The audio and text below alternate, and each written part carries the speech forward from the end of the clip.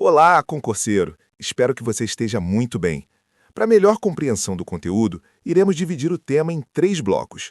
Hoje vamos falar do tema sigilo bancário e seus subtemas Fundamento Constitucional, Lei Complementar número 105 de 2001, Quebra de sigilo, Compartilhamento de dados com a Receita Federal e Jurisprudência do Supremo Tribunal Federal. No bloco 1, nós vamos conversar sobre o fundamento constitucional e a base legal desse sigilo. Quando se fala em sigilo bancário, a primeira pergunta que você precisa se fazer é simples: por que o Estado protege essas informações? A resposta está na Constituição. O direito à intimidade e à vida privada está protegido no artigo 5º da Constituição de 1988. E pense comigo por alguns segundos. Sua conta bancária revela o que sobre você? Ela mostra onde você trabalha, quanto você ganha, onde você faz compras, se paga escola, plano de saúde, financiamento de imóvel. Percebe como isso diz muito sobre sua vida? Não é apenas um número, é um retrato da sua rotina. Por isso, o sigilo bancário é considerado uma projeção do direito à intimidade.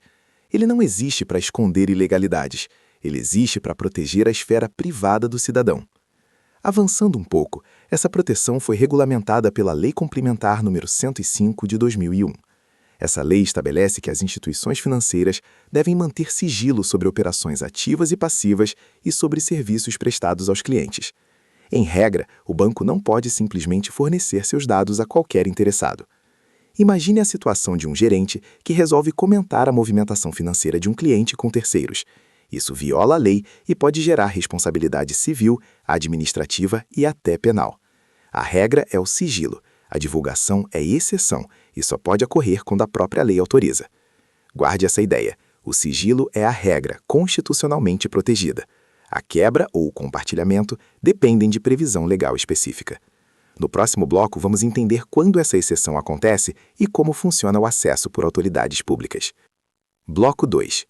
Agora que você já compreendeu o fundamento constitucional e a base legal, vamos falar da quebra de sigilo bancário e do compartilhamento de dados com a Receita Federal.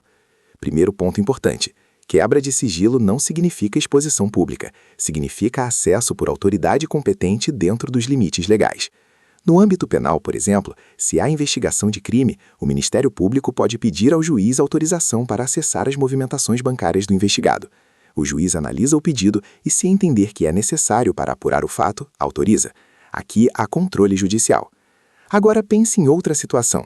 Um contribuinte declara renda baixa, mas apresenta padrão de vida incompatível, compra veículos de alto valor, faz viagens internacionais frequentes, adquire imóveis.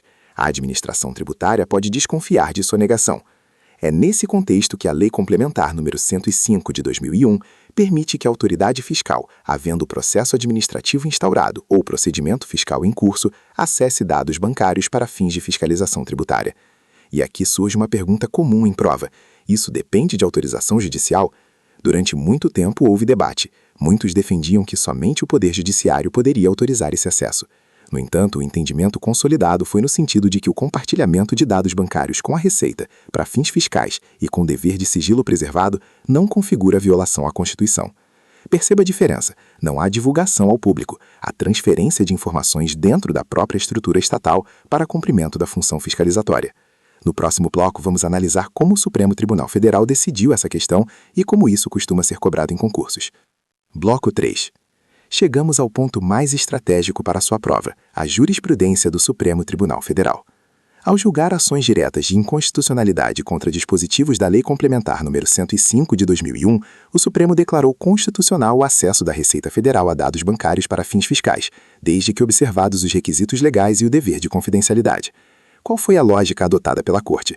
O tribunal entendeu que não há quebra ilícita de sigilo quando o compartilhamento ocorre entre órgãos estatais, com base em lei complementar e para finalidade legítima de fiscalização tributária.